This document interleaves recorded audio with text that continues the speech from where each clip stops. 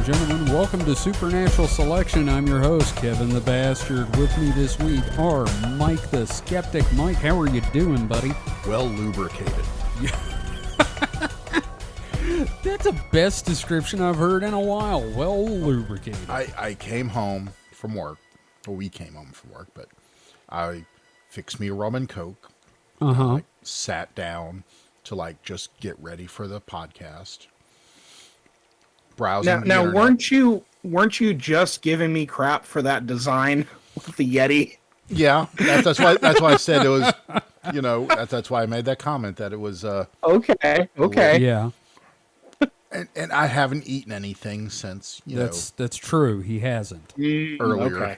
I mean, there was that little person, but that he more inhaled that guy. The hippo. They just go straight to your thighs. They really do, and this one is screaming, "Help! Let me out! I'm in his thighs!" But it is hit, and I will attempt to press on. Be coherent, ish.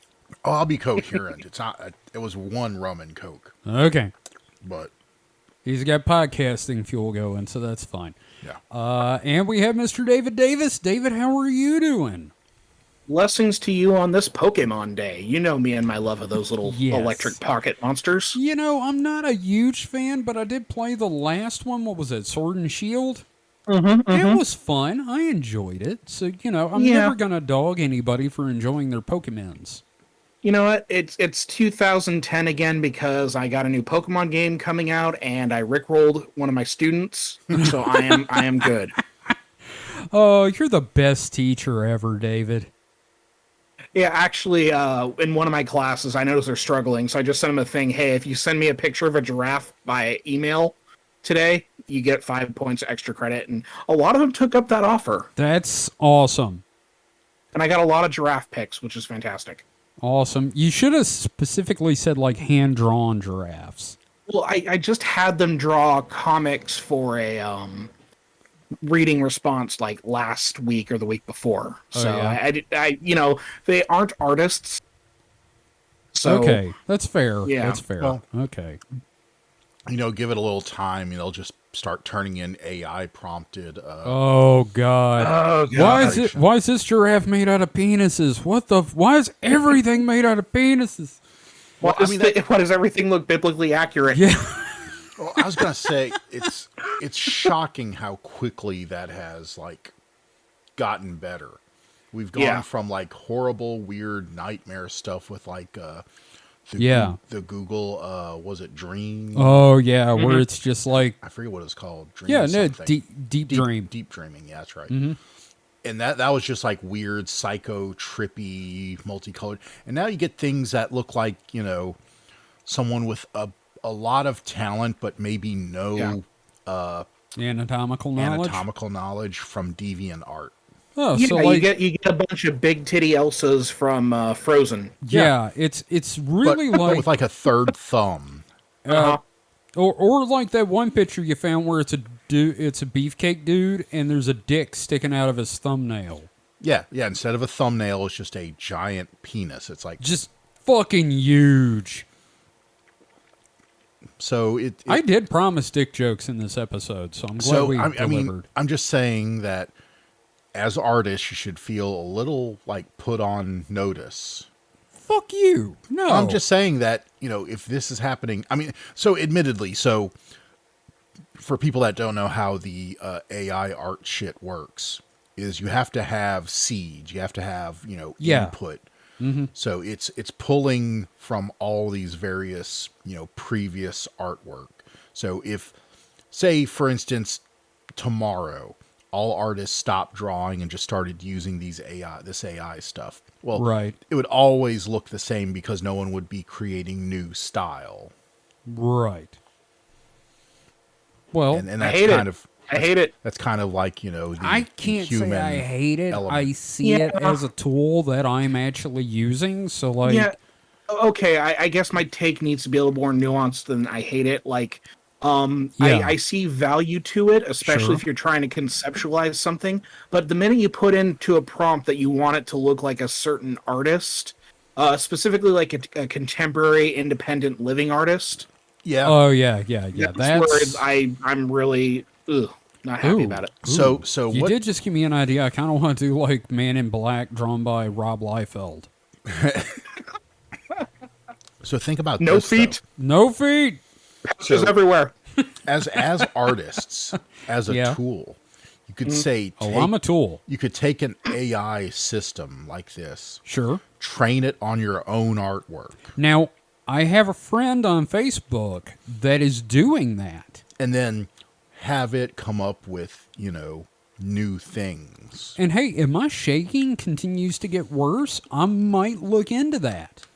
Now, see, the only time I've used it is I came up with a couple covers for the shows for the show for topics I want to talk Right. about. But also, like, when I'm coming up with ideas for planets and Cosmic Dash, it's like, okay, I need Boab trees in the Andes Mountains with a pink sky, and it kind of generates things to give me ideas. Right. So, No, it's great for that sort of stuff. Yeah. It's just, I don't have a problem necessarily with it. I have a problem with the people that are like, well, artists, you should just give up. I'm like, how about you go fuck yourself? No, I mean, No, I'm not talking about you. There is a dude Yeah. on Twitter, which we'll see how long that lasts. We'll see if it's still up when this show airs. But yeah, no, anyway, that's not the point. The point is this week, it's the Week in Weird. yeah. and what a weird week it's been. Holy shit. Yeah. Twitter has just been insane. And then on top of that, it's been a weird week for me personally. And I'm in a really good mood tonight. So I've been looking forward to this all day. I got my fucking station set up here with the mic and everything, and the mic over there with his mic. And Triple mic, baby. triple mic, triple penetration of mics. So That you went in a place there. yeah, I did because I figure, hey, let's give them exactly what this show is. So if you guys don't mind, I'd like to start things off. This article that I found is actually from 2020, but it made the rounds on social media recently. I guess somebody found it. Nobody looks at bylines or datelines anymore. Well, then also, when we did the Dead Internet episode, I talked about how this shit keeps going in circles. Oh, right. Yeah. And yeah. So this article is by Ray. It's from, what site am I on? Jesus Christ. It doesn't actually say what site I'm on. Uh-oh. Never mind. Is it run by Elon Musk? No, it's I fucking love science. It's iflscience.com. Okay, there we go. Okay, yeah. Article by Rachel Baxter, copy editor and staff writer. Again, August 20th, 2020. And the article is entitled, John Quincy Adams approves a mission to Earth's interior to meet the mole people that live within. I love it. I mean, how could I have... I don't care when it came out. You can't turn down a byline like that. So, John Quincy Adams, the 6th president of the United States, and I'm reading from the article, was a top student at Harvard, one of America's greatest diplomats, and successfully defended mutineers aboard the slave ship La Amistad as freemen in 1841. He also believed that the earth was I misread that. He also believed that the earth was hollow and filled with other potentially inhabited subterranean worlds. During his... I like it. Yeah. Mike, thoughts so far? None. Okay. During his presidency from 1825 to 1829, he said yes to funding a real-life journey to the center of the Earth to uncover what lies beneath our planet's outer shell and find the mole people that dwell there. Adams may have been a believer in the hollow Earth theory, the idea that the Earth is completely hollow, containing more hollow shells, each with their own atmospheres. Think Russian dolls on a planetary scale. Whether he truly believed little men might be minding their own business below the Earth's crust is anyone's guess, but Adams was a huge fan of the natural world and exploration. The idea of a hollow Earth, that has been around for centuries, with underworlds and subterranean hells popping up across religions and cultures throughout history.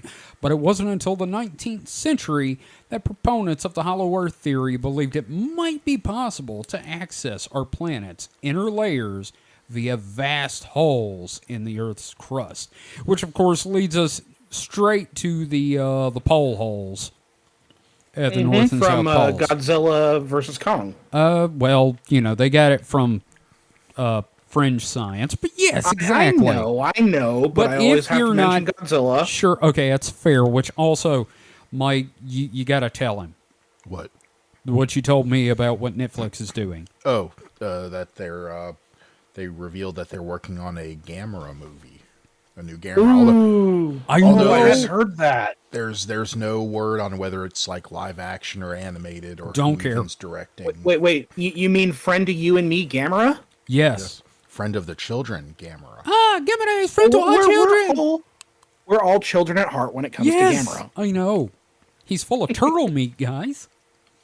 I hear he's This is a really weird movie. What was that, Mike? I said I heard he's really neat. He is, and full of turtle meat. We all love him, Gamera. So, but yeah, basically John Quincy Adams was like, yeah, go find them mole people. I have no information about them ever actually setting out. It just said he approved funding, and then I'm sure somebody was like, give me that, and took the pen away from him. Yeah. Well, I also like the way that you phrased his way of saying it, like, because that's how he spoke. Yeah, go out there and find those mole people. Yeah, you know he did. He didn't sound stuffy at all. No, not at all. What are you talking about? Them You mole must people. find for me the moliest of people. Yes, find me the tiny mole men. They've got a cure for moles, surely, and I've got this big one on my ass.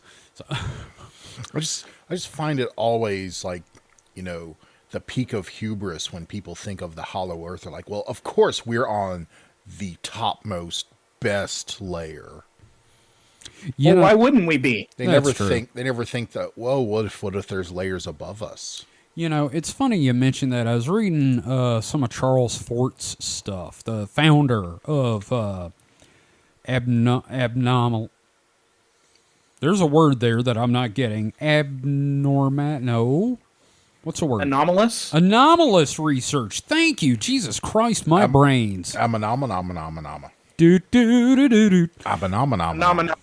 So, anyway, I was reading one of his books where he was talking about, and bear in mind, he was writing in the 19-teens and 1920s. He was talking about the fact that, while it's nearly conclusively proven, there are still many scientists that do not believe that aerolites fall from the sky. And I'm sitting here, and one of the arguments is it would crash through the crystal spheres. Oh, yeah. No, the crystal spheres were Yeah. totally Totally a belief, yes. belief. But that just blows my mind, stuff like that. And I guess the theory for meteorites, if we're in the hollow earth, is that it's just the upper layer breaking off and falling. It's just the plaster of the ceiling falling down.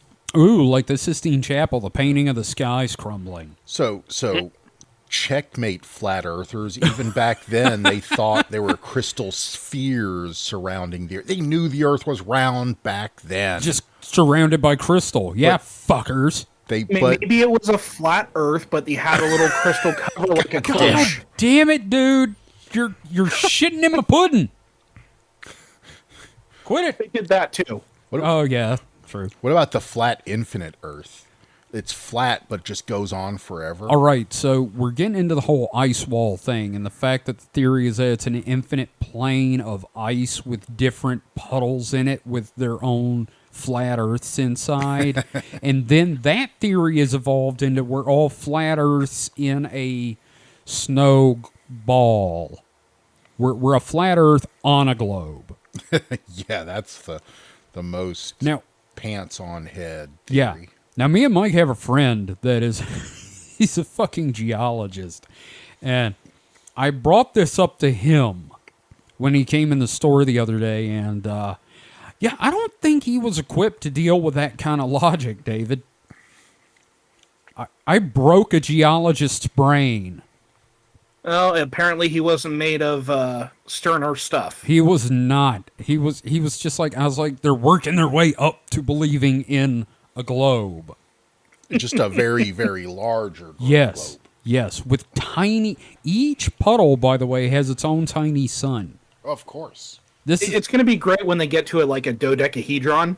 Oh. It's like, they're so close. So fucking close.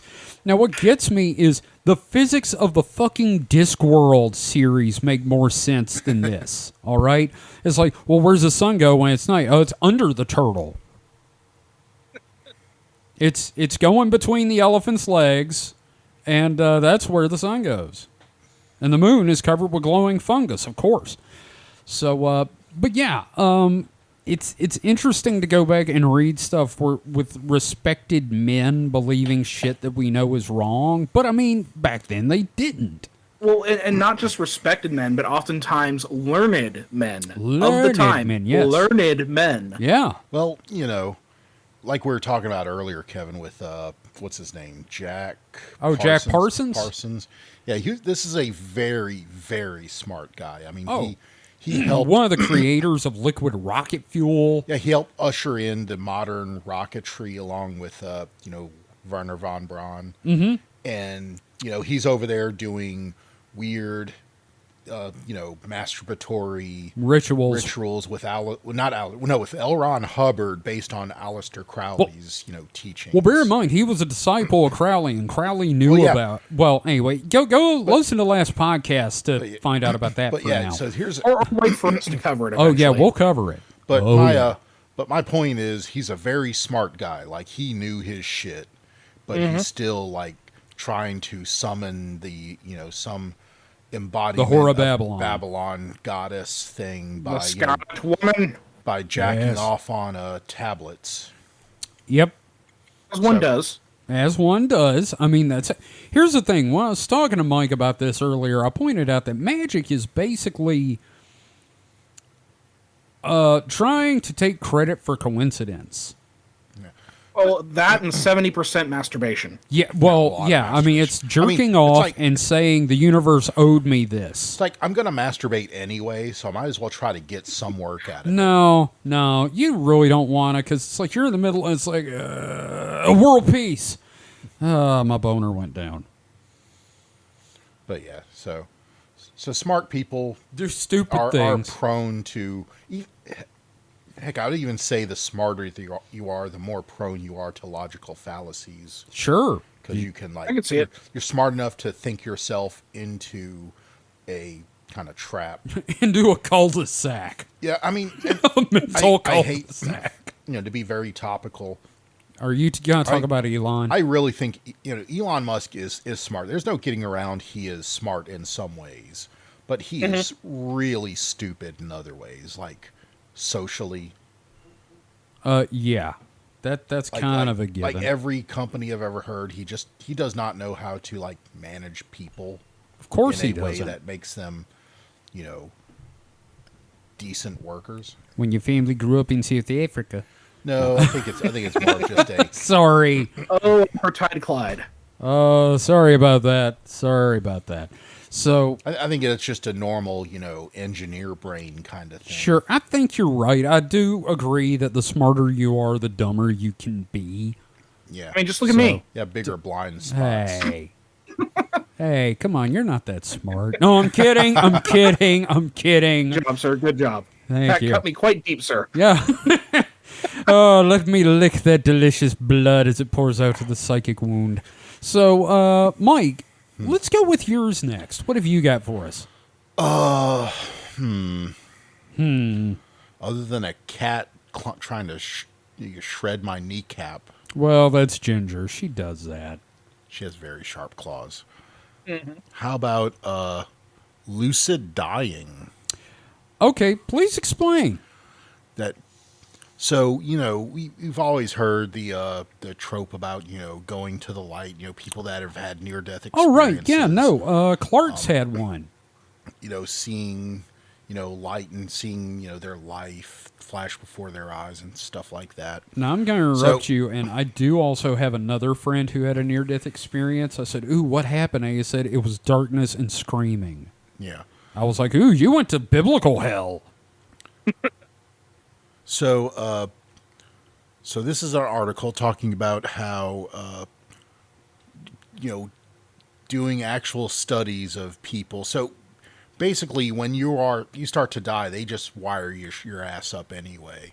So there's a lot of data now about, what people are going through, at least in a surface physiological sense. Right. Like, brainwave activity. Right. I mean, we can't know exactly because we can't do psychic shit yet. Well, no, we're getting close. I mean, there have been a lot of stuff with like implanted electrodes that are starting to be able to pick up imagery from the brain. Ooh, really? Well, oh, yeah. We haven't had anyone make the Inception machine yet. Oh, yeah. No. So I don't want it. But so Mind you, I think we're getting close. But anyway, so just being able to look at what a person's brain waves are doing as they, get near death has kind of shed a lot of light on what's going on. Okay.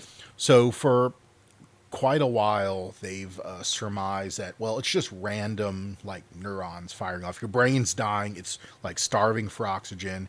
And maybe it's just, like, firing the fuck everything off. And, you're tripping balls, basically. Sure. So you're not experiencing what you're experiencing. So, but this article is basically saying that the data shows it's a lot more structured than we realized. Like, I already have a theory. It has similarities with dreaming, but it's not the same brainwave patterns as dreaming. Okay. About 20% of people who survive cardiopulmonary resuscitation after cardiac arrest may describe they had lucid experiences of death that occurred while they were seemingly unconscious and on the brink of death, according to a study led by investigators at New York University Grossman School of Medicine. So they were able to pool all this data between 2017 and 2020. Fewer than 10% recovered sufficiently to be discharged from the hospital despite immediate treatment. So this is saying that this is a pretty small number because this is a pretty severe. If you go through that, you're pretty fucked. Yeah, you're dying. Yeah, definitely. No people. kidding. I mean, when you're dying, there's not a good survival rate for dying. I'm sorry, there's a really small survival rate with death. The fact that there is a survival rate from dying is pretty amazing in itself. No, I completely agree. But survivors reported having unique lucid experiences, including a perception of separation from the body and observing events without pain or distress. They also reported a meaningful evaluation of life, including their actions, intentions, and thoughts towards others. The researchers found these experiences of death to be different from hallucination, dreams, delusions, illusions, or CPR-induced consciousness. So, tests for hidden brain activity were included in the research. Key finding of the discovery was that spikes of brain activity, including so-called gamma, delta, theta, alpha, and beta waves, up to an hour into CPR. Some of these brain waves normally occurred when the people are conscious and performing higher mental functions, including thinking, memory retrieval, and conscious perception. All right. So there's a lot of stages of consciousness that aren't usually invoked during dreaming. All right. You want to hear my theory? Okay. You're being downloaded into the cloud, or you're uploading into the cloud. Yeah, but that wouldn't require consciousness. That'd just be all memory retrieval. Yeah, sure, but I don't know. I still think somehow it's related. That's me personally. I got no scientific basis for that. Oh, so that's just your feelings. Which admittedly, yes, are not valid, but fuck you. So, yeah, I mean, it's interesting that this happens. I mean, I can't think of a reasonable, evolutionary reason for this.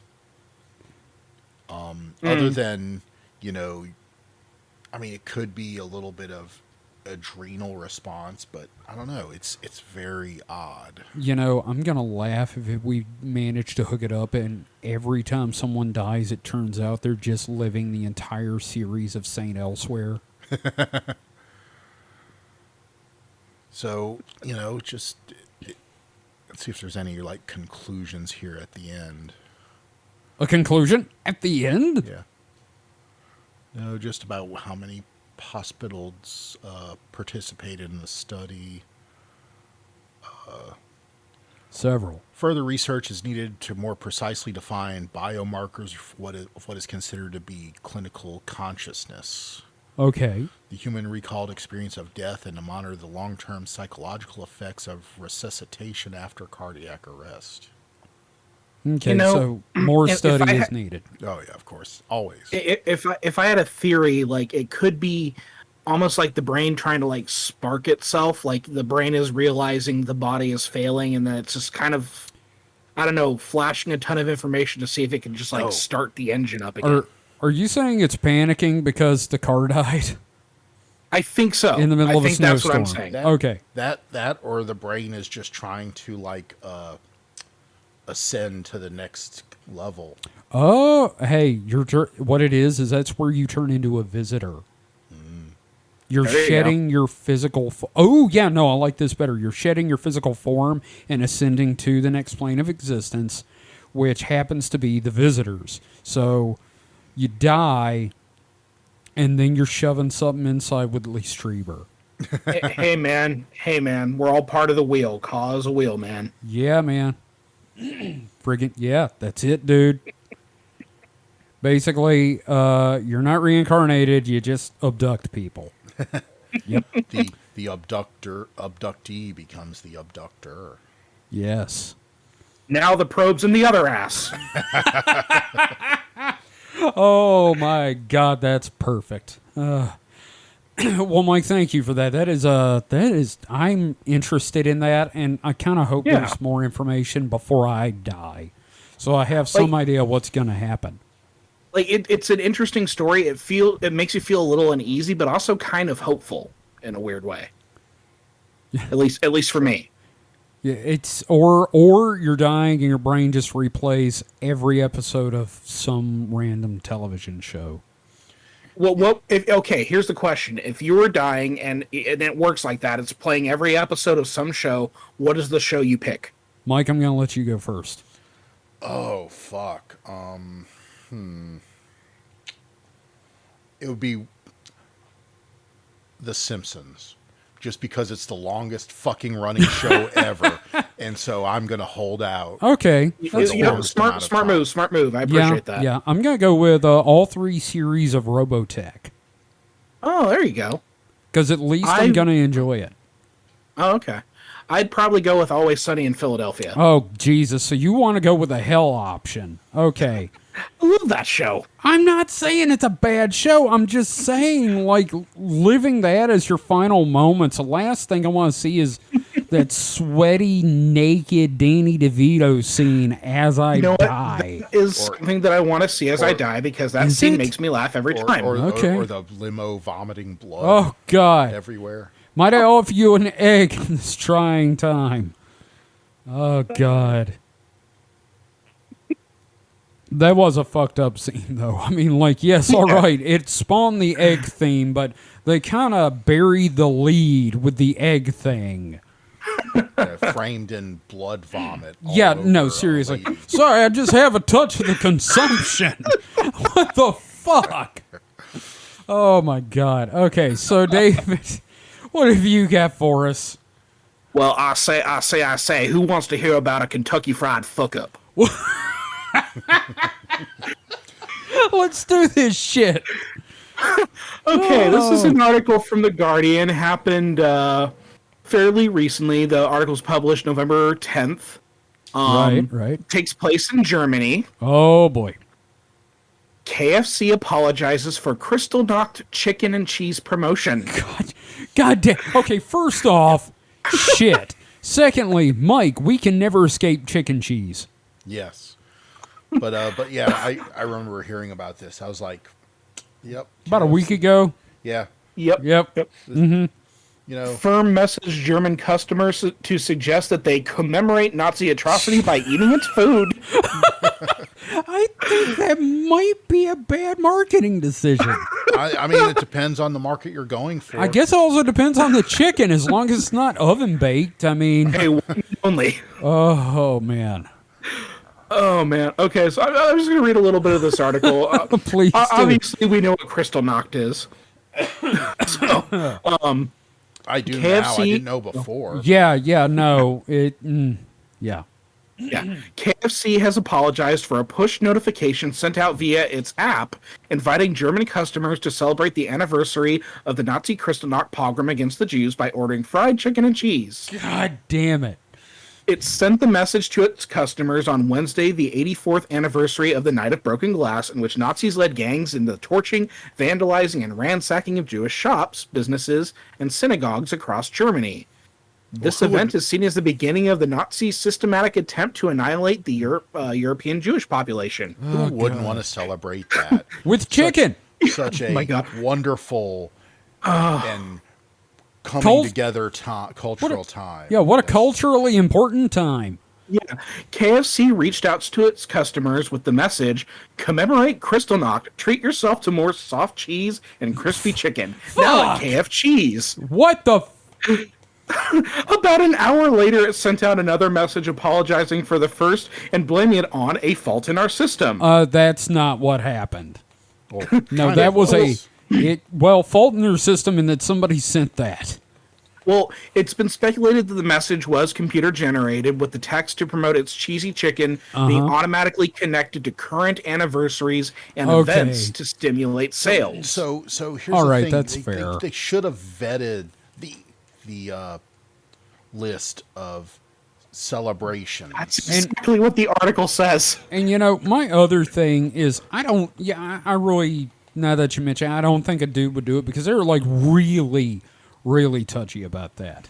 Yes, no, Germany. Look, Germany is for being, a very democratic first world country.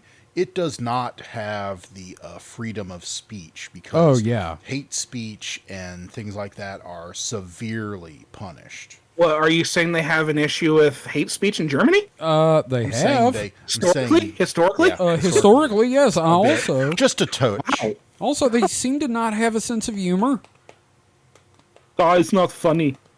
This is not funny, sir. All right.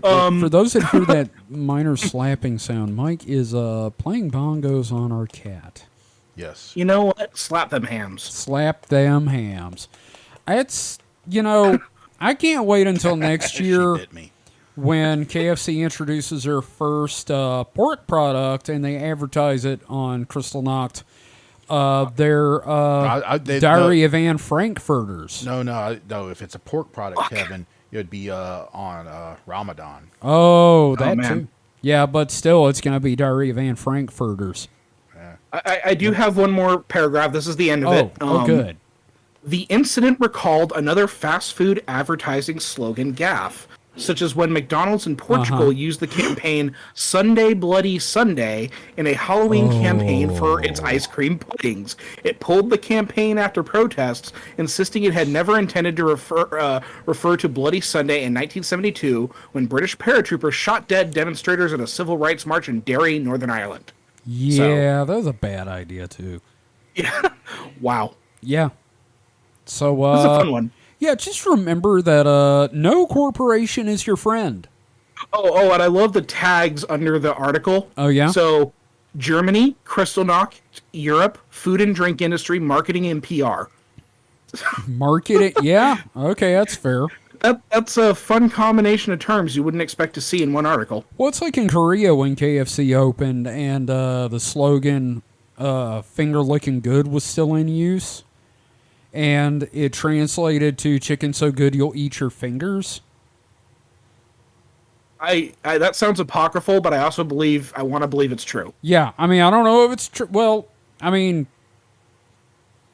Shut up. I hope the hell it's true. I hope Yeah, the hell. I hope it you is. You don't understand. I hope it's true. Yeah, no. Chicken so good you'd rather eat your fingers. Excuse me with the coughing. I've been talking a lot today with work. We've been very busy. So, well, that's a fun one, isn't it? Isn't it? Here, isn't it? Isn't it? Yeah, So- it's very fun. Yeah, Not it's really. so fun. Not really. Nothing is fun. Things are terrible. We're German. We're not supposed to have fun. We're nihilists. We want nothing except $1 million. So, I have got my next one. This is from Coast to Coast AM. Woo! Yeah, it's an article by... The OG of the fucked up news. Yes, this is an article. Once again, the last time I did one from Coast to Coast AM, it was by Tim Banal, and this is by Tim Banal. Banal. Banal. Tim Banal. Binal. Binaural. Binaural beats. So the article came out November 15th, 2022. Forest Fen treasure goes up for auction. Are you guys familiar with the Forest Fen treasure? I probably have heard about it, but I don't Yeah. recall off the top of my head. Now, see, the first time I heard of it, I got confused with that one where the guy hid, like, the treasures all over the country. It's not that, though. And it's not the one that people have been digging up for 50 years. That was just that had like layers of logs and stuff. No, that's Oak Island. Oak Island. Yeah. That's Oak Island. Yeah. Yeah, no. The supposed pirate treasure. Yeah, or possibly Francis Bacon, or the Leif Knights Erikson, Templar, whatever or the fuck. aliens. Or aliens. Oh, it's probably aliens. Probably let's the admit it. aliens, because they use logs, right? I mean, yeah. they built the pyramids out of logs, right? Sure, why not? Yeah, you get rid of the stone, it's just wood under there. So, all right, again, Forest Fen treasure goes up for auction. This article is pretty short, so I'm just going to go ahead and read it, and then I'll tell you all the other stuff I know. So, the fate of the famed Fen treasure has been decided as nearly 500 individual pieces from the massive cache of riches have been put up for auction. The somewhat surprising sale serves as something of a conclusion to an epic tale that began back in 2010 when art dealer Forrest Fen announced that he had hidden a chest full of gold, jewels, and rare artifacts somewhere in the Rocky Mountains, and that the prize was there for the taking to anyone who could decipher his map, which was laid out in a poem in his memoir, The Thrill of the Chase. Okay, now I know what I'm gonna do when I'm dying. Oh, yeah, no, you got I'm just it. gonna tell people I buried gold, draw the world's shittiest map, and just like die happy. Oh, absolutely. So the decade-long search, which attracted thousands of individuals, came to an end in June of 2020. Although details surrounding the discovery were scant at first, it was slowly learned that a man named Jack Stoof had been the one to finally solve the puzzle, and that the riches had been hidden somewhere in Yellowstone National Forest, though the precise location remains a mystery. Now, isn't that a federal crime? Indeed it is. I'm glad you brought that up, because that is a federal crime. It's two federal crimes. It is. Wait, yeah. Another Yeah. unanswered question in the aftermath of the hunt was what would become of the treasure itself. While many had hoped that the collection could somehow wind up in a place where it would be on display to the public in its complete form, it would appear that this will not come to pass, as it was announced this week that Stoof had sold the long sought after riches to an anonymous group known as Tesoro Sagrada Holdings LLC. It sounds like a mafia front. It really does. You got a friend in the family who then Immobiliari. what's that? Immobiliari. Yes. From Godfather 3. Who then enlisted Heritage Auctions to sell the cash in individual pieces.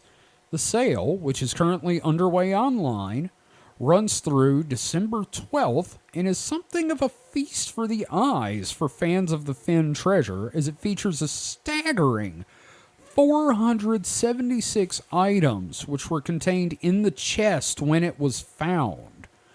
Perhaps the most noteworthy piece is a small jar that has never been opened and is said to contain a 2 20,000 word autobiography penned by Finn. It's gonna Alongside, be wild if it's just a cum jar. oh god, there's just a Rainbow Dash figure in it. No, Oh, no. no. No, it's definitely like rolled up paper. So what if it's like just his like really terrible erotica? Or what if it's toilet paper? Or that Just too. a shit paper. It's a roll of shit paper. Alongside that curious object, which has already reached a bid of $13,000, are a slew of gold coins, nearly 200 gold nuggets, and an array of other incredibly rare or precious items. One piece not included in the auction is the chest itself, which Tesoro Sagrada Holdings kept for themselves. Treasure hunters who fell short in their search, or people who simply admired Finn's audacious endeavor from afar, may feel disappointed that the riches are being scattered to the proverbial wind by way of the auction. That said, the sale does give everyone an opportunity to get their hands on a piece of the legendary cash, should they be able to afford it. Failing that, the auction house's online showcase of the riches also allows for an up-close examination of the actual contents of the treasure chest, which might not have even been possible had they ended up in a museum behind glass. And now, it would seem that the only remaining mystery surrounding Finn's treasure is where exactly it had been hidden for all those years. Now, I heard them talk about this for 2 episodes on Mysterious Universe last year, because there's a fucking body count in this hunt.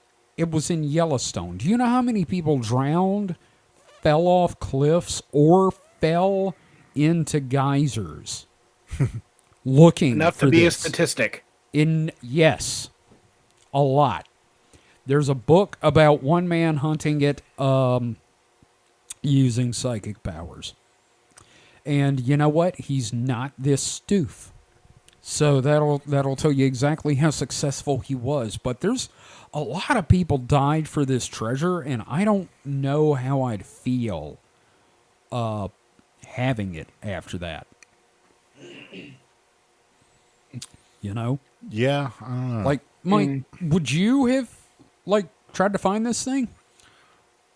I mean, probably not. I mean, if I lived in the area, maybe, and I had like Time. well, not only time, but you know, a clue about, you know, I don't know how cryptic his It's pretty fucking. instructions They were. read it on the show, and it was pretty goddamn cryptic. Like, I'm sitting here going, what the fuck is this shit?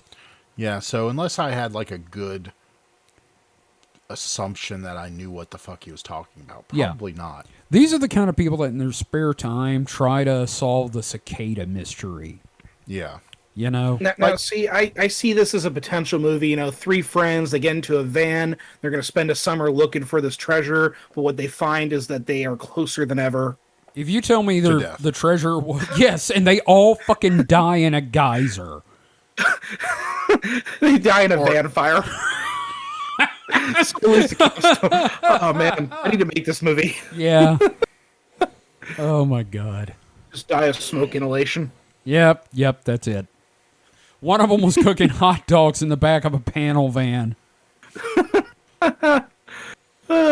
Mike, were you going to say something there? Yeah, nothing. No, not No, really. no, go ahead. Go I mean, ahead. no, I mean, I wasn't really. Okay. Other than, you know, it sounds kind of like what really would happen to Scooby-Doo. Oh, yeah, no. Dead in a fucking van fire. The 2 dog ends lesbians, up 2 being the gang. homosexual men, and a dog were found burned to Well- death in a fire. Well, no.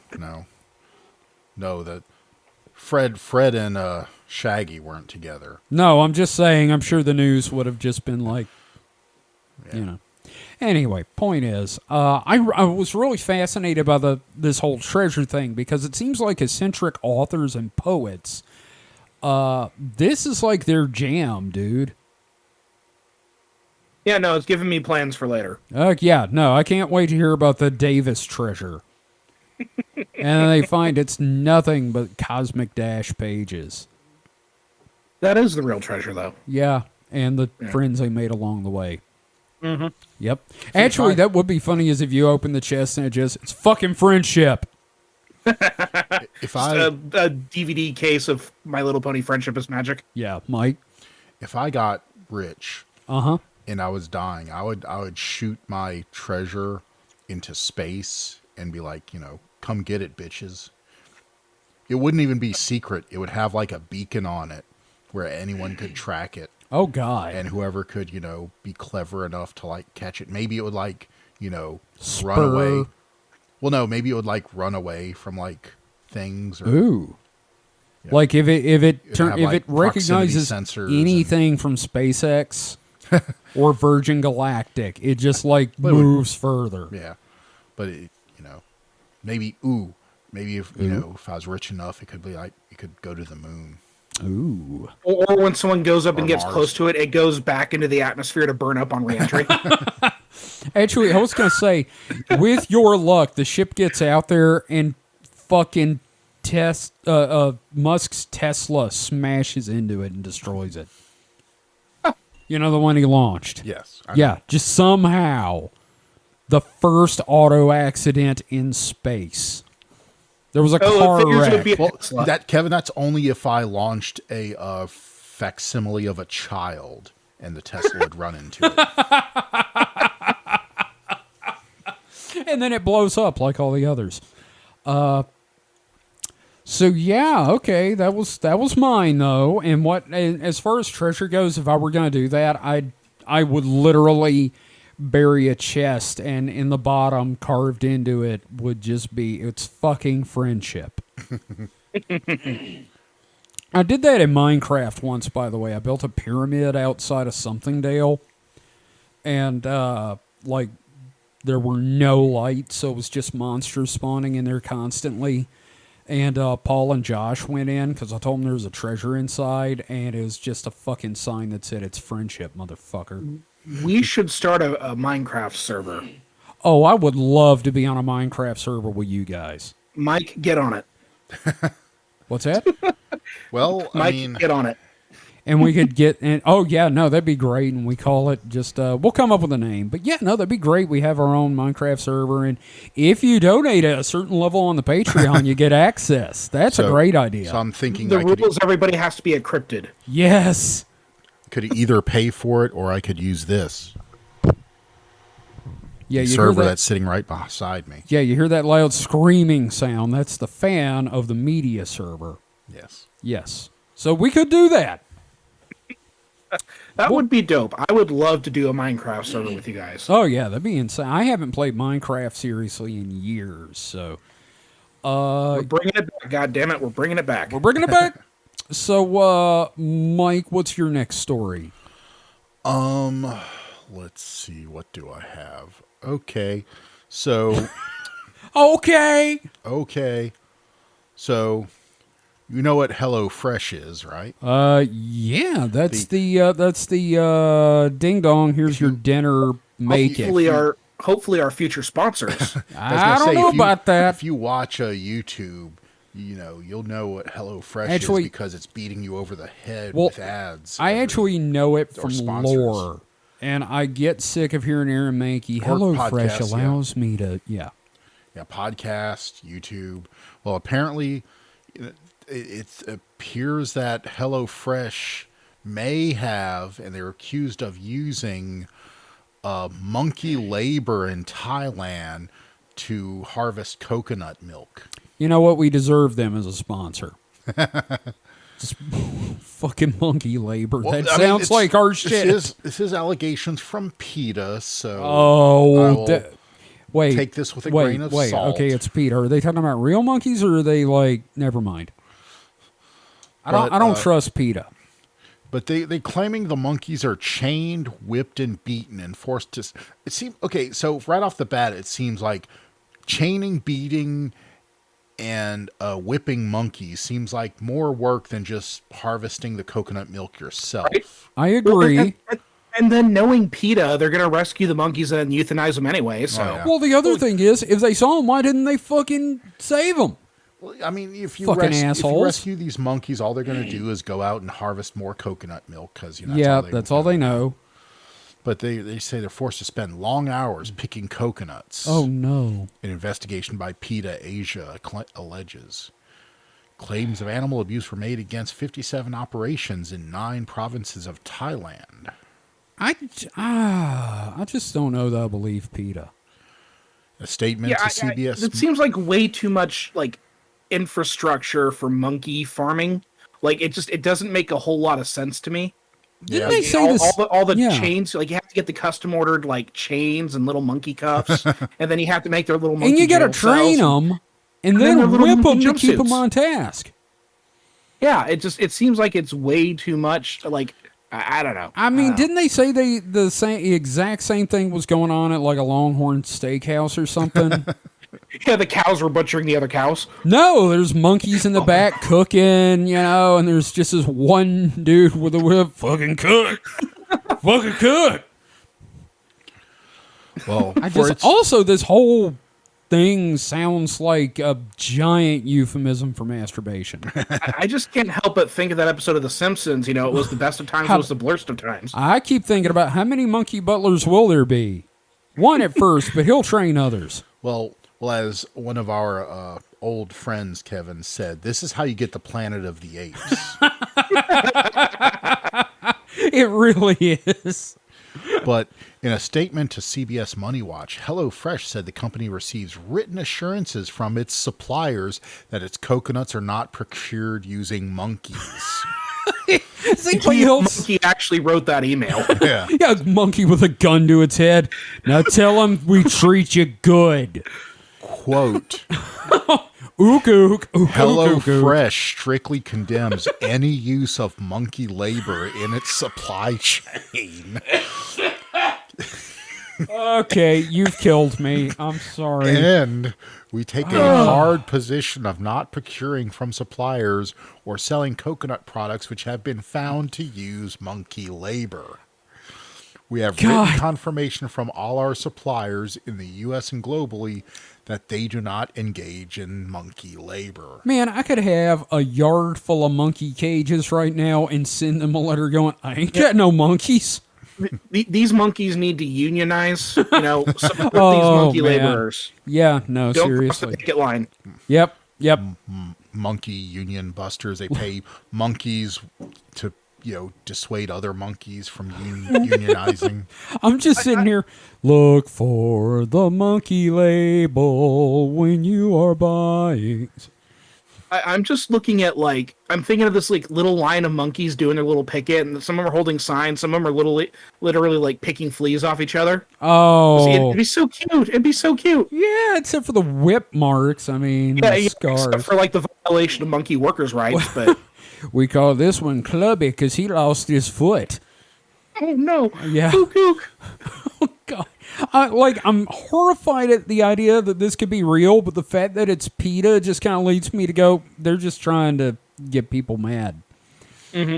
I mean, it probably does happen, maybe not at this scale. But and calling out HelloFresh, it's like, okay, so somebody got the wrong meal in the mail. No, I'm assuming these are coconut suppliers that HelloFresh might buy from, but also other people buy from. Yeah, it's not like this. It's not like just HelloFresh. Like HelloFresh is like going out and capturing the monkeys themselves and whipping them. I'm just picturing the coconuts. I'm just picturing HelloFresh being run by Snidely Whiplash from fucking Dudley Do-Right with a mustache. I'm just getting to set this monkey Pixar movie, this mom monkey packs away her little baby in the HelloFresh box. Oh my God, it's like Monkey Moses. So apparently for years, PETA has urged companies and people not to purchase any canned coconut milk products from Thailand due to claims. Apparently in Thailand, there's just widespread monkey labor. Is Thailand where they had the orangutan hooker? I don't know. What? You didn't know about this? What? It's been so long since I've read that, I don't remember. It may have been Thailand. I don't want to say it was Thailand because I don't want a certain international incident. But yeah, we don't want to lose them as a sponsor. Yes, we don't want to lose Big Coconut. But in a foreign land, somewhere over there, they found a brothel with a shaved orangutan wearing makeup they were using as a hooker, and it was their most popular hooker. There was a line Oh my to God. fuck the orangutan hooker. Literally reminds me of the Venture Brothers with the Sasquatch that gets shaved. Yeah, that too. Oh, I was no. gonna say it Oh, no. reminds me of like that the was Borneo.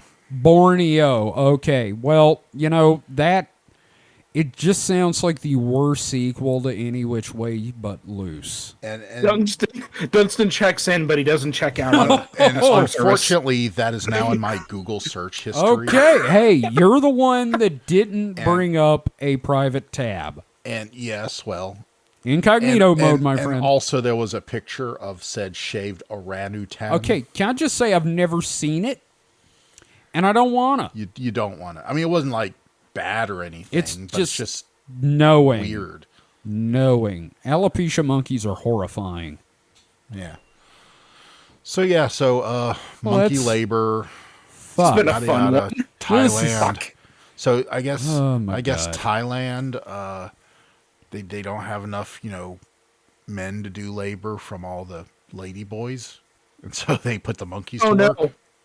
no! Oh my God. I don't Well, know. what is it with you and like the animal tragedy?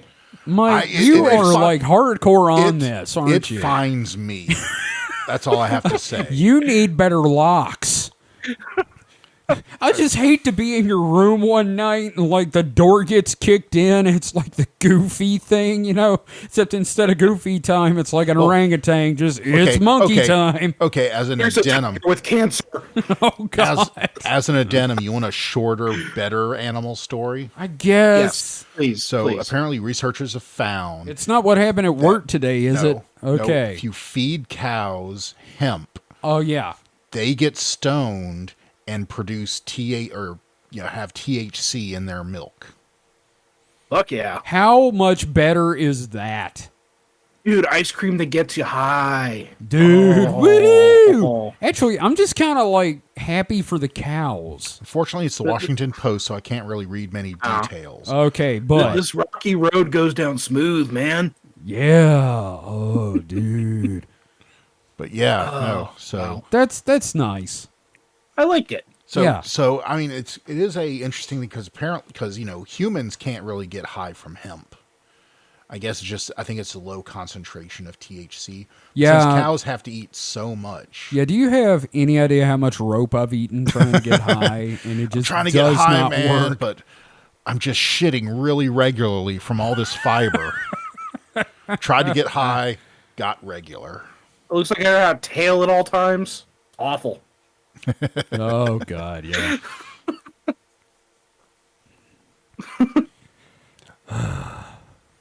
Well, that was terrible. Stone cows produce stone cheese. Ooh. Hey. Imagine, Oh like, man.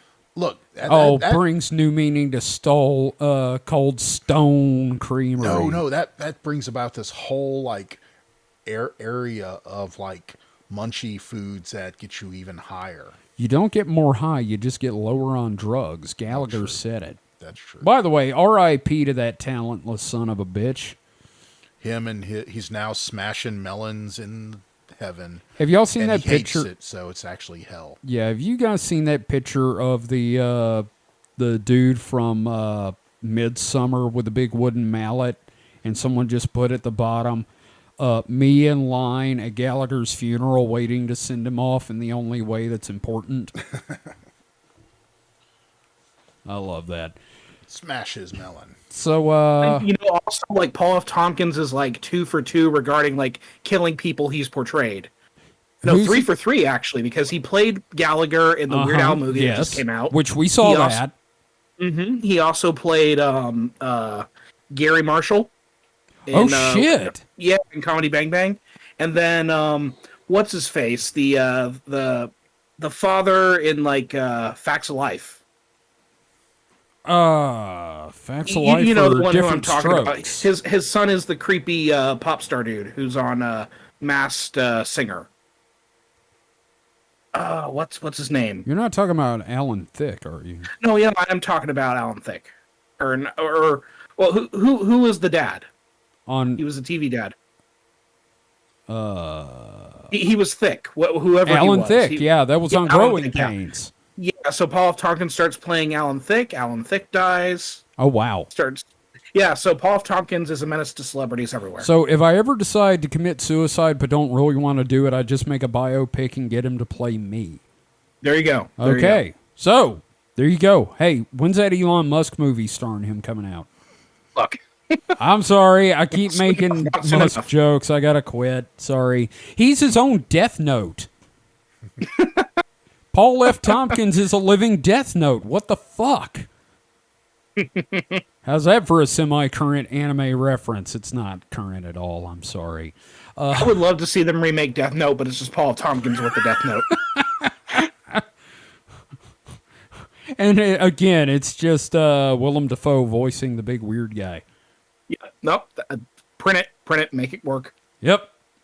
All right. So, David, what have you got to follow up the Mike's horrifying and then cheerful animal stories? So I have something that's pretty interesting. Now, you gentlemen know that I live in a desert area. Yes. Deserts are kind of weird. Deserts in California, especially so. Oh, yeah. So. Hey, you know, what's that rock where they did all the contactee meetings out there in California? You know, and they have like the the Invigoratron or whatever, that big building. It's like a big igloo building. Yeah, I know what you're talking about. I just don't remember off the top of my head. Okay, well, I was just gonna say that the Newkirks were out there recently. Oh, okay. I could have stalked them. Yes. Damn. Okay, so I've got like 2 articles here. One's super brief. The other I'm going to kind of summarize. But I may do a full episode about this. Okay. Because it's super interesting. It involves California cults. So, it's going to be fun. Yes. So this is an article from June 19th, 1987. Oh, no. Wow.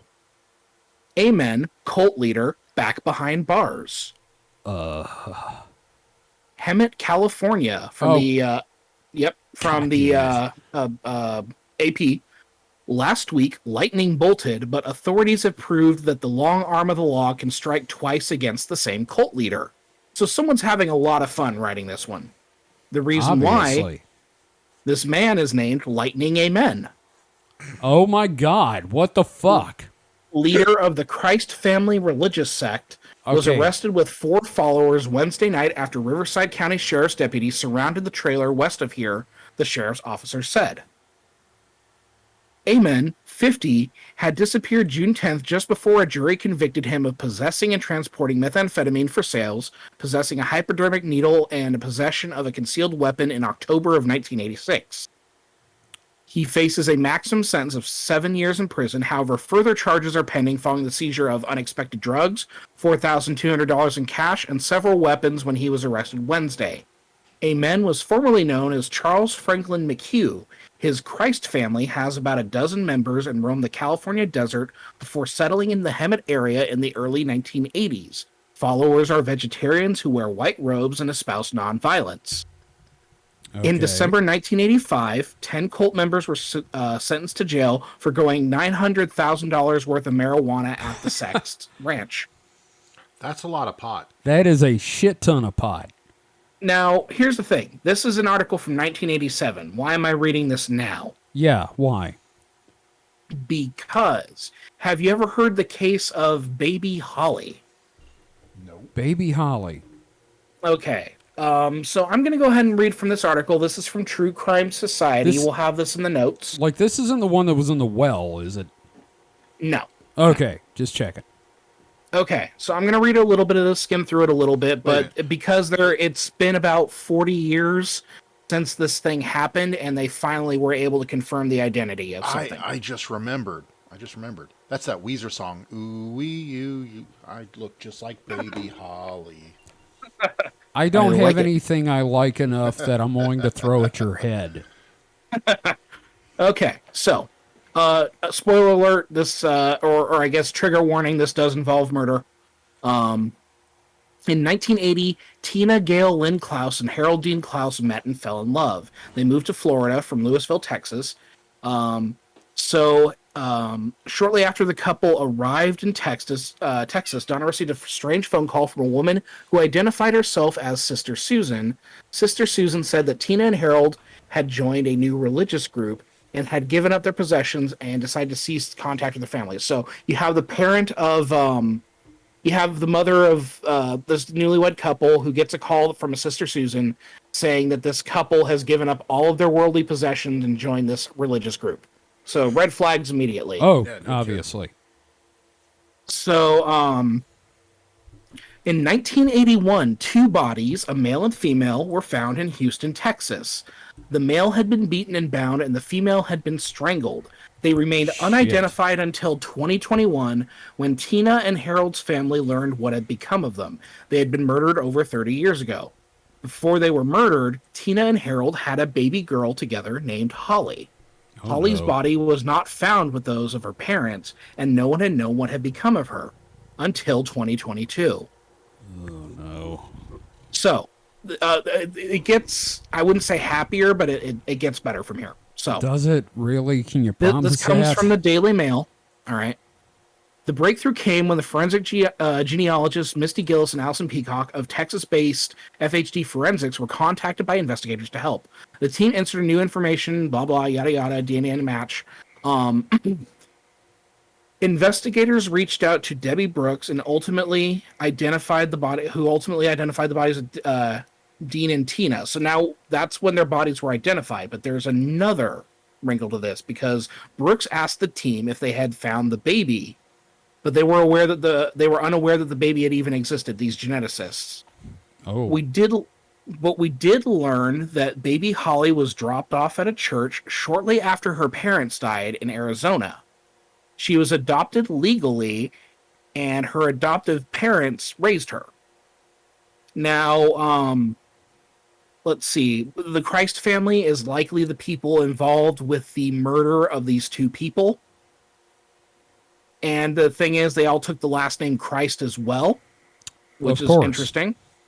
Their most well-known feature was their white robes and bare feet, inspired by the idea that it could bring them closer to Jesus. They had no money, lived off of food stamps and charity from the public, and carried army-style blankets over their shoulders as makeshift beds.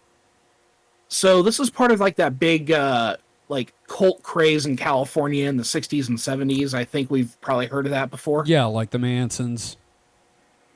So, long story short, the family of the murdered couple reunited nearly 40 years later with baby Holly. She is now a mother at this point, has her own children, but it's been a family reunion. So this mystery has finally been solved. It looks like the blame is on this cult that occupied my town for like a decade. Jesus Christ. Right. So there's a whole lot more to it. I want to do more research on it, but it's also really hard to get a hold of, especially because I found out that the cult also has recorded music, and I'm trying to get a hold of those songs. What the shit is it about cults deciding, you know what, we need to cut an album? Well, get your word out. So in this case, the Holly's grandmother, Donna Casasanta, the family has reunited, and unfortunately there is the tragedy behind all of this, but it's fascinating that there is this kind of reunion here as well. And I'm giving you a very Cliff Notes version of it because I want to explore it later, and it's going to take a little more research. But again, I live in Cult Central because you guys know that I worked like a mile away from Gold Base, the Scientology headquarters. So again, a lot of weird fucking cults out here, weird desert people. I'm right in the middle of it. Damn, son. Mm-hmm. Man, that's why you're a goblin. Yep. But I'm gonna have the links to the articles. It's a fascinating story. Again, it's not a feel good story by any stretch. Interesting, yes, but feel good. But god dang no. But I feel like we could probably do like a Colts episode, and then like I could expand on this story a little bit more with Sure, that. yeah, no, there's probably a ton you can dig up about that. And Kit has back that up. Dusty has a lead for me on a cult that was here in Mississippi, and I need to look into that. So that's a cat purring. Yes, I love is. it. Well, we're going to take this moment before we go into X and our roundup of questions to take a quick break, and we will be right back.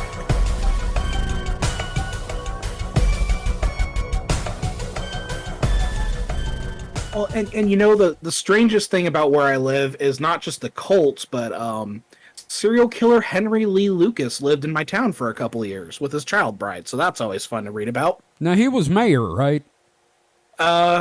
Knowing this town, probably. And he stayed in the mayoral chicken coop. Mm-hmm. Yeah, Okay. he had like the. I think that was here in Hemet. I'm not sure. I think he might have been. I'm just picturing like a big Obama-style hope poster, but instead of hope, it says "From the womb of a whore." Oh man! Oh my God, I don't know, man. The thing is, I looked up Mississippi serial killers one time, and we had one that had killed like 3 people. And I was like, well, he done killed some folk. Well, if you want serial killers, come to California, man. We got the best. Yeah, y'all, I got the most notable at any rate. Some of them. Mm-hmm. I mean, you ain't got Bundy. Nah.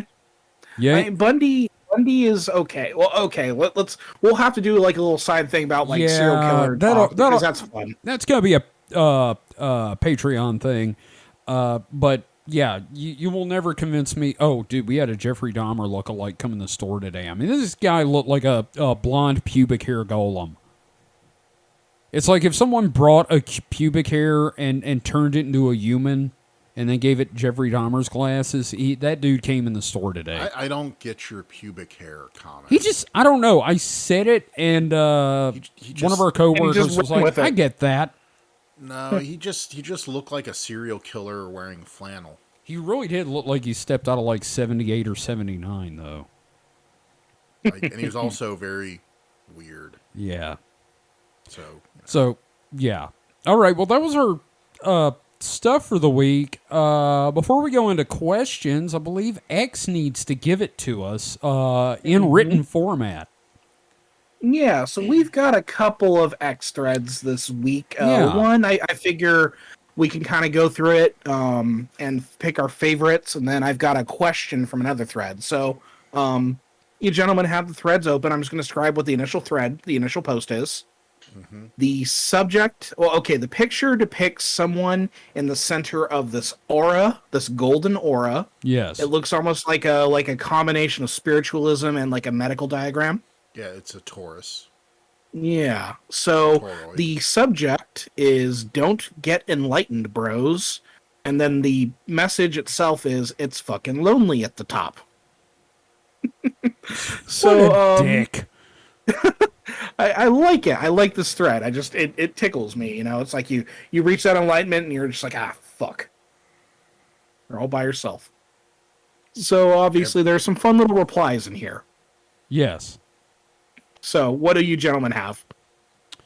I think my favorite one is nope. God damn it, that's the one I was just looking at. Well, I also like the one that's just a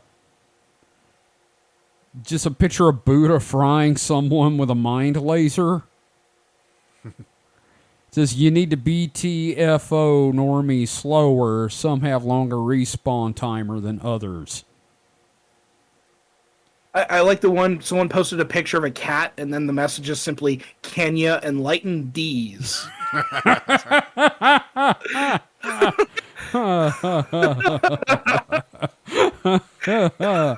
Oh man, that's dangerously close to a ligma. But we do have the best one in the thread. Yeah, I'm gonna plant my flag in it and say it's the best one. Yeah, don't do that one yet, Mike. I want you to pick one. Yeah, I've been looking. How about the one that says "fucking Buddhist wanker"? No. No. You know which one David's chosen.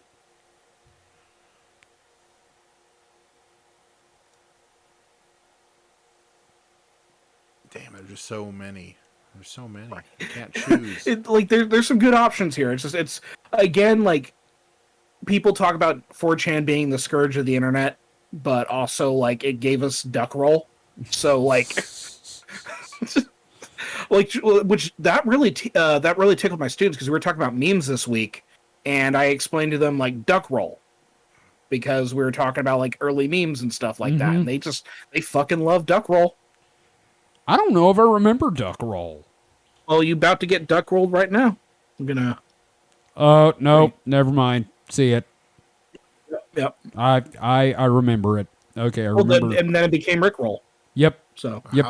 How about you're all there is retard? Oh no.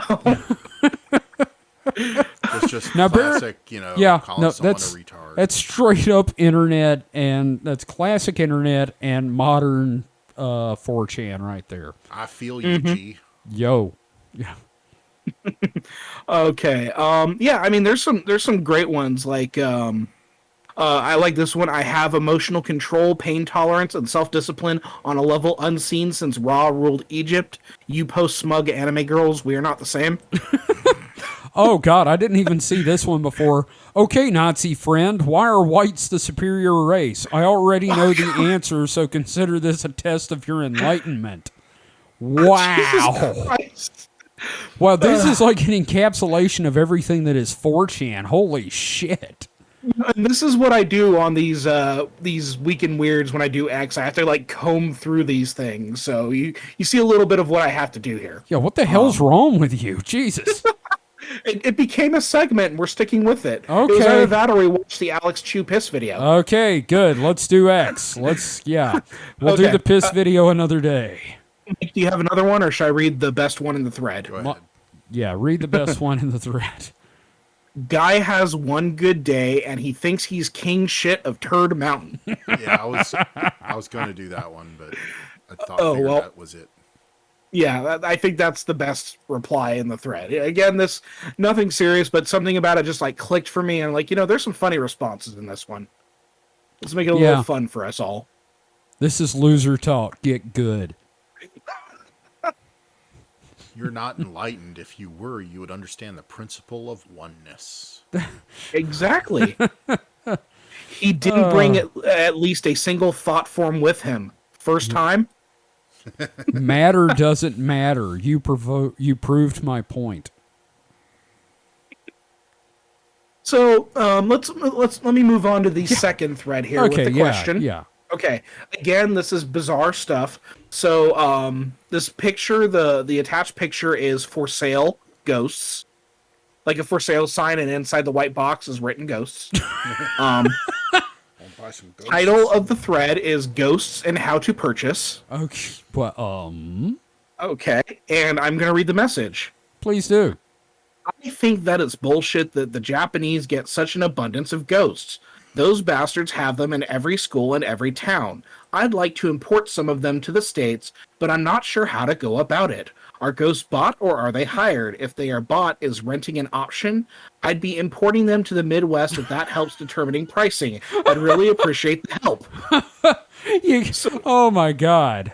This sounds like an SCP in action. This sounds like this is the grounds for an SCP. It sounds like Dial-A-Llama, but ghosts.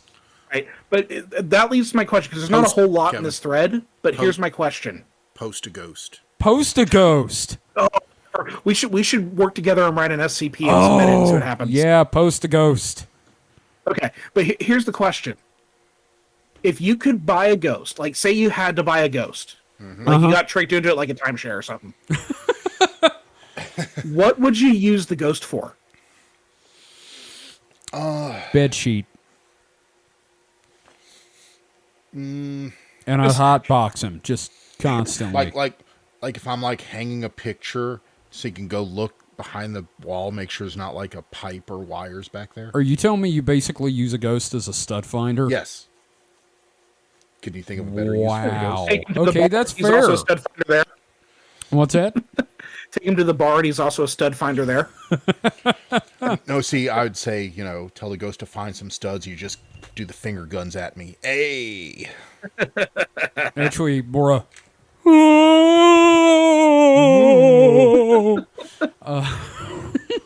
I'll take it. oh, God. So you use him as a stuff finder. I would torment it with gas using it as a bed sheet. You would Dutch oven a ghost. Fuck yeah, he died. Look, you didn't want to be in hell. You should have been better when you were alive. Well, he wasn't good or bad. He's in purgatory, Kevin. Okay, He's kind of like stuck. Well, That unfinished. Look, just because he had unfinished business doesn't mean he was a bad person. look, to paraphrase 4chan, tough shit, get good. Maybe they didn't want to cross over yet. Maybe they haven't met John Edwards. Oh, man, I would call John Edwards, and that would be the hell for the ghost. Oh, no, I would use the ghost to fuck with John Edwards. Ooh, I'm getting a M. There's literally no dead person in this. No one here had a dead person named M. Then what the fuck? I would use the ghost to, like, fuck with ghost shows. I was going to say, have him haunt, like, the fake ghost shows and shit. Zach And have them Bagans? actually scare the shit out of them. Oh, Zach Bagans? Every time Zach Bagans is taking a crap, have the ghost show up. Yes. But it just disappears as soon as he whips out a camera. Yep. And then Oh, as soon man. as he whips it out, it shows back up. It's like, you're so small. Oh, no. I'm going to extend this question to our listeners as well. I want to hear what they would do with a ghost, and then we can read it on the next episode. Yeah. What would you guys do with a ghost? It could you could have it like do the Ray stance, Oh. but not finish. Ooh, blue balls. Oh, Yeah. no. Ghost. Well, no. See, blue that's balls. like sex crime there. Like, you can't, you can't purchase an undead sex slave. I'm gonna draw a line here. You cannot do that. I wouldn't tell it to do that. It's a but I would prank. say if you're It's so just a prank, inclined- bro. Yeah, it's But just a there's prank. still that power imbalance because Okay. you purchased the ghost. You know what I'd do? Besides the hotboxing thing? You can't own just- a ghost, man. It's not land. The sign says "for sale ghost." In this Yeah. scenario, you can own the ghost. Yeah. But and what like if you I- said, you're stuck with it. But It's what if I- timeshare. But what if I give it a sock? It's just a ghost with a sock. I'm not setting it free. No. Ghost is free, master. Now, here's the thing. I think the only other thing I'd do is, and this is not out of being malicious, I just think they'd get a kick out of it, is if we pranked the Newkirks. They're the one paranormal investigation group I think would really appreciate getting pranked by a ghost. Could start our own reality TV show, Ghosted. Oh my God. You got ghosted. Your ass get ghosted. On Give him MTV. a 2-season deal with Ashton Kutcher. Oh Yeah. God. There you go. That's fun. I'm looking forward to hearing what other people. Yeah, are gonna no, use the guys, ghost for. we definitely want to hear what you have to say. Remember, hit us up. We have a contact form on supernatpod.rocks. You can find a link to our Discord at the menu at the top. And we're current, at least for tonight, we're on Twitter at supernatpod. And we're also on Mastodon at supernatpod at mastodon.online. Now, did we have any questions? We do have questions. I'm glad you brought that up because I'm Oh sitting shit! here. Apparently, Sam may have figured out Time Cube. Yeah, you know what? We're gonna read that another day because Yeah, I it's a don't. little I much for us right now. cannot deal with Time Cube today. So let's see.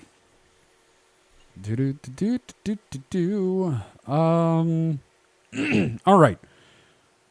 Nope, we did that one. Sorry, I'm not as organized. Okay, here we go. Starting with Kick-Assatron. Are Willie Nelson, Paul Rudd, and Lenny Kravitz interdimensional vampires given that they don't age? Well, Willie Nelson's definitely aged. Oh, yeah, I'm no, old I enough. remember him being younger. Yeah. Lenny Kravitz and Paul Rudd. That's tough. They're You Are can they? make the argument. Are they I- celebrities with good skincare regimens, or are they They're immortal Highlanders. vampires? Who knows? They're Highlanders. They're not vampires. I've seen them in the daylight. Yeah, but they're Highlanders. Or how about You know, immortals from I know. Highlander. Yeah. well, they'd be cutting each No, other's we head off. understood the No, reference. they're We friends. understood the reference, Kevin. Or there's some other form of baby eating immortal. What, Scientologists? I don't know. I'm just Hey, do saying. you think that's why Tom Cruise has started to age? He had to lay off the babies?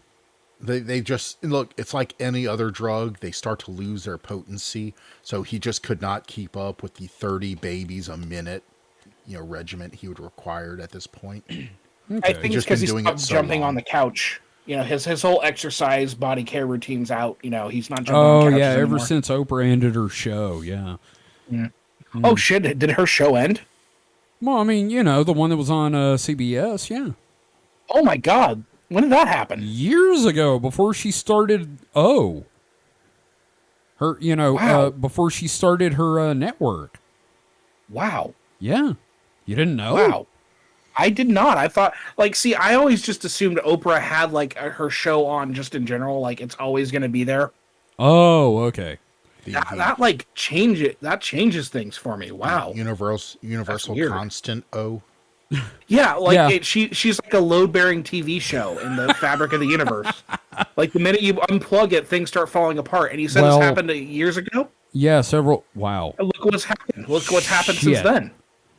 Miss Yeah. Winfrey, please Yeah. bring your show back. Yep. And make sure there are bees under every chair. Yeah, bees. So we got another question from Ghost Forge. 2011 is when it ended. Holy shit! Yeah, okay, Jesus that Christ, wow. that tracks. Yeah. Wow. When did Bowie die? I don't know. Because if he died after that, man, I'm mad. Thanks, Oprah. Yeah. So Ghost Forge asks, and this is kind of for you and David, really. How likely? 2016. Son of a bitch. 5 years after. You know, Oprah. we're going to have to do an episode, The Oprah Factor. We will. The O factor. The O Factor, Oh, yep. the big O. It's go time. All right. So Ghost Forge asks, how likely do you think it is for the origin of zombies and wendigos to be tied to cases of prion infection? Alternately, Mike and David might like to work through which neurological diseases / conditions best match up with various forms of undead. Now, the Wendigo is, realistically, the Wendigo is a First Nations legend to keep people from turning to cannibalism during rough times. Yeah, I mean, and it could be like one of those, legends that has a grain of truth. Like, Sure. So prion disease, that's mad cow disease. Yes. And, it basically is possible with any time you eat brain matter. Yeah, you'll never It's not find me because eating fucking pork. it's brains. also not it's not a infection type disease. Yeah, no. It's from you eating malformed proteins. And the proteins get, your body uses the proteins you eat to, build itself, and it uses these malformed proteins, and you get fucked up, molecules in your brain, Right. and your brain turns to Swiss cheese and you go insane, and hence mad cows. Right. So that's fairly likely. I hadn't really thought of that before, but and like you said, they could have had, people do that. They go insane from this prion infection, and they're like, well, fuck, don't eat dead people. Yeah. And it just became, It went from cautionary to paranormal. yeah, it went from, legends become myth. Myth. Or It's myth becomes legend. legend fades to myth, and even myth is long forgotten when the age that gave it birth comes again. Yeah, but it's faded, but it still had its Yeah. teaching value. Well, the zombie thing. Now zombies happen. Like that's a thing. So We the need to thing do is, one. this mad cow thing, I think that's not really that doesn't really factor into like this whole reanimate thing, because the whole reason why we had these stories and legends of reanimates is because people were thought to be dead when they weren't. Or they would go, something would happen, they would check the grave of a recently dead person and find the body curled up. Yeah. Oh yeah, rigor mortis. Right. Yeah. But, so because with zombies and reanimants, those are two different things. Like now we call zombies reanimants, but they are their own distinct thing. I think that's a legal thing because technically Marvel owns the copyright on the word zombie. Yeah. Well, I'm thinking in the sense of like the Haitian voodoo zombie and that sort of thing. Sure. But no, like for the reason we have so many stories in history and in every one of these cultures about like, number one, digging up a grave, seeing that someone is still like technically alive, or seeing that someone like moved around inside the grave because they actually died in the grave. Right. It's just because like the boundary between life and death was so hard to define, because it was a person could be unconscious and they would just assume the person's comatose. At the time, it was a very, and even now, it's kind of a very broad line to dance. Yeah, Well, and even with in Britain, or I'm sorry, just Europe in general, you have those graves that have the bells and that have the air tubes, because people just did not know if a person actually died. Well, a lot of those, myths come from that kind of thing, like, zombies, vampires, Even werewolves. Yeah. Well, and then werewolves are also a way to explain antisocial, violent serial killings before we had an idea of like what a serial killer was, because people couldn't wrap their heads around a person going out and killing people for whatever reason that was outside of a context of war or property or something possession like that. / werewolf. And the idea of a serial killer was completely disbelieved until modern times. They're like, well, there's no way another human could just flat out in cold blood kill someone they've never met except in a time of war. Yeah, like if Richard Chase, if we know Richard Chase, right? If Richard Chase was born in like the 1840s, they would have called him a werewolf. He was the vampire of Sacramento, wasn't he? Or was that yeah. Which you get in California, baby. So we got the best one. God damn it, dude. So you could also say that serial killers were more prevalent in modern times because of more modern problems. Right. Like there's well, sort of. Yeah. I mean, it's just like so it's the same, like, because I talk about this in my class, my horror like English class, where I talk about like monsters and that sort of thing. Part of the reason we get this surge of serial killers is because we now have like an idea of what that is. People just couldn't wrap their heads around this sort of thing. We didn't have like a definition of a serial killer back in the day, so that's how you get all these myths and legends. But I guarantee you, like, we're not killing each other more than we did like 300 years ago. It's just more the information about it's more widespread. Well, not like the news and everything like that. Yeah. Well, so serial killers are a fading phenomenon too. It is. Now it's the spree killer. Well, it's the spree killer. I think the spree killer has a lot of different origins than the serial killer. Oh yeah, no. Well, no, I agree with you there. But like, if we're talking about like mass killing as a phenomenon in society, it's more at once as opposed to like because serial killer is a do it gets your rocks off, you wait, you do it again later. Spree killing. I blame Quake, man. It introduced the idea of the kill streak and everybody's going for it. Oh god damn it. Oh, it's also, there's a lot less lead going around, so I firmly believe the golden age of serial killers was due to lead in the atmosphere and the water. Lead yes. and MK Ultra. Well, MK Ultra is definitely a thing. Look, yes, in a couple of cases for sure. Toy box killer. But this is a completely different podcast. Back on the subject of zombies and Wendigos. I agree that Wendigos may actually be based on prion infection. It could be now, feasible. It's feasible. I said I'm not going to be. say that I'm an expert on the Wendigo. I will. but, You're like, an expert on the Wendigo. Okay. But like some of the research that I've done, a lot of the Wendigo story, it's essentially a metaphor for greed. Yes. That too. I mean, so, all those I mean, things, you know, what can start out as Yeah. one thing can gain other Yeah. aspects add Right. to Yeah. it. Yeah, all this can be multifaceted, but like there's again, like because it's multifaceted, we do have to acknowledge that there's like these different connections. Everything's a gradient.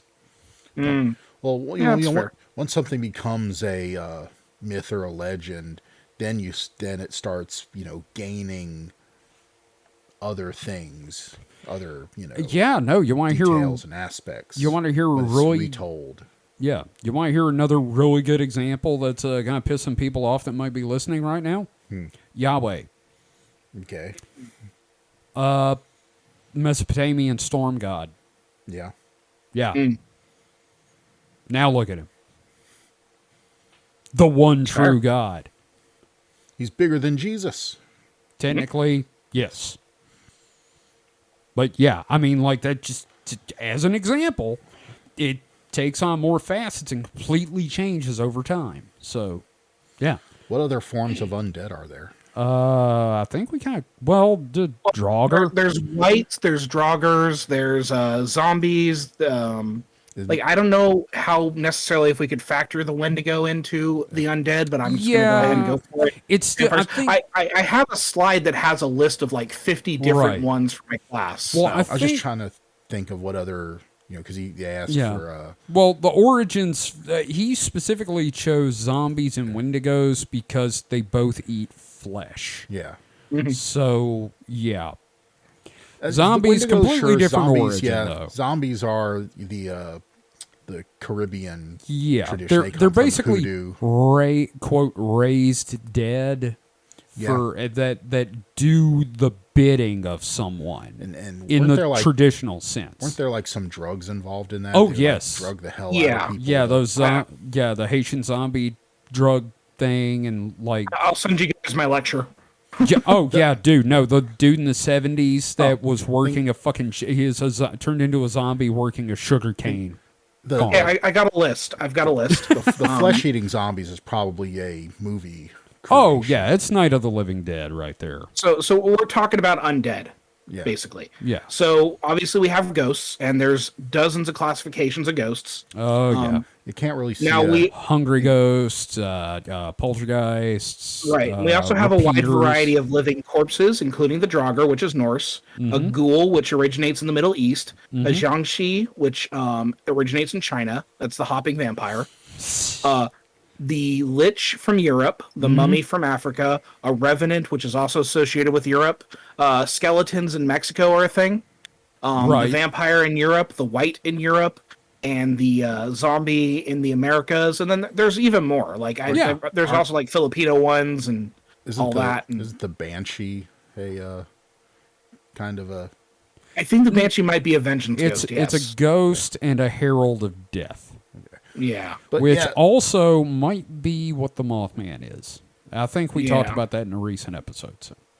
but as far as Yeah. what neurological diseases or conditions match up with forms of undead, not a whole lot of them, I don't think. I mean, there's some, you know, nexus there of, you know, you can match up symptoms to what could Yeah. be a, you know, Sure, and but undead trait. But as far as like tying into the sickness Like- thing, I really think the only one we could tie in personally Well, is the one they did. the Wendigo. Yeah. Right. I can't think of any others. No. Well, we got more questions. Fuck. Sure. Yeah. What Well, next? first off, this is one I posted. And I said, I know I'm a host, but I'm putting this here for a reason. Somebody in r/cryptids, I'm going to go ahead and say the username is u/veggiebeanie. Mm-hmm. Would it be ethical to have sex with a cryptid? I mean, are they sentient? That's really the only thing. Well, Darth Plato Are they- replied are they- with hashtag cryptid consent. I was gonna say, are they sentient and did they consent? That's pretty much that's it. the important thing. And I guess it would be sticky, like not that kind of sticky. Oh. But, figuring out, does this cryptid actually consent? I'm pretty sure you'll know when it grabs you. But Kick Astron says the only thing stopping people from creating a line of cryptid real dolls is money and politics. Where are the Kickstarters the people want? And I said this, and God, I wish I could remember what you said. It said Mike has a theory about a sexual Cold War with the Greys now. Fuck. And I think what it was I think that's involved. Yes. Yes. I think it had something to do with like them looking at what we're doing and going, "Oh hell no." Yeah. No, it was. Oh, I don't remember now. I mean, it's that kind of sounds familiar, but I can't remember the. Shit. See, if we recorded last week, this would have been gold. Probably. Oh well. I think it was something about like. Oh, that's what it was. I remembered. Awesome. So it's that we've become, since, all the probulation started in like the 50s and 60s, we've become a lot more accepting of butt stuff. So now the Okay. Greys have to like move on to another sexual thing that we find, taboo. Cattle mutilation? No, I mean to people. Cattle mutilation? Gloves, feet. They're going to cattle mutilate sexually people. I'm talking about like, I don't know, nose probing or something. Well, they've done that too. Well, I mean, but a lot. they step it up. Like, What, stick their dick in your nose? yeah. I'm just saying that, there's this arms race that Yeah. we caught up to the Oh, butt and that's stuff. why we make real dolls, is it? No. Does that, the word real dolls somehow tied into that? Maybe. I don't know. Ghost Forge had another thought. Said, to me specifically, something else I thought of. What are your thoughts on how ravens can mimic human speech near perfectly, combined with the knowledge that they are at least as intelligent and self-aware as your average toddler? Well, I mean, that would be interesting if, like, if it were Life After People, they show, like, crowmen walking around. Crowman beings. They'd be Cro-Magnons. Oh, God fucking damn it, I quit. But, No, mean, I they quit. can- Shut I up. mean, No. they can mimic a lot of sounds, Yeah, car alarms. theoretically, But they are really fucking intelligent. yeah. Oh, yeah. I mean, I've seen a viral video of like someone that trained a crow to, in exchange for food, to like pick up money it finds. Yeah, no, it around pays for the city. food. And even more than pays for it, because the dude had like a drawer full of money. That's Oh, awesome. magpies too. Yeah. Magpies too are also quite intelligent. Yeah, I mean, ravens and crows have what they call crow courts, where they will judge an individual that is transgressed against the murder. So they have murder trials. Yes. Not even gonna fault you for that. But the rub is that you don't commit a murder and they throw you out. So they throw them out or like peck them to death. Or, They peck them to death. Yeah, like that stuff in the Wheel of Time when Perrin and Egwene were running from the ravens. so what transgressions would they have to do to like get murdered? Dude, I have no idea. Get murdered. I have no idea. That is something I've never looked up. I mean, I personally Like- never went to bird law school, Do so they like tell bad jokes and they get pecked to death, or maybe holding out on food? in all fairness, if it was bad jokes, there would be a flock of crows bursting through the window at you for that Cro-Magnon joke. Honestly, it's probably like an ape shall not kill ape thing, like Planet of the Crows. Oh my God! so Yeah, there's no, like- Dr. Sayus. It was like Crow, Cain, and Abel, and I thought you were gonna just say Crocaine. crocaine. Crocaine killed. I the do Crow Abel. crocaine. Crable. Crocaine. Crane. Fuck. English. Fuck. Not even drinking. Am I my Crow brother's keeper? Yes. Since we took the break, I actually have some alcohol with me right now, so this is fun. You sons of bitches. All right. Well, that's all we got for this week. So we'll be back, and we will see you then. But before we go, remember, you can find everything you want to find out about the show at supernatpod.rocks. If you head to their site, you will find links to our Discord, our Patreon, our merch store. We are not plugging that enough. We have a merch store with shirts. We're going to have new shirts. We're probably going to trade out all the merchandise in there soon, including with some fantastic art David has done of us three as cryptids. And we're going to have stickers and shirts of that. Possibly some drinking wear. Who knows? Oh, man, I'd love a shot glass with a little version of me on it. Oh, that'd be badass. All right. So, again, you can find that at supernatpod.rocks. You can find us currently on Twitter until it goes kaboom at supernatpod. You can find us at Mastodon at supernatpod at mastodon.online. And we now have a Tumblr. I will be getting a link up to the Tumblr on the website soon. David, what would you like to plug? I don't know. I don't got anything to plug right now. I want to go play Pokemon.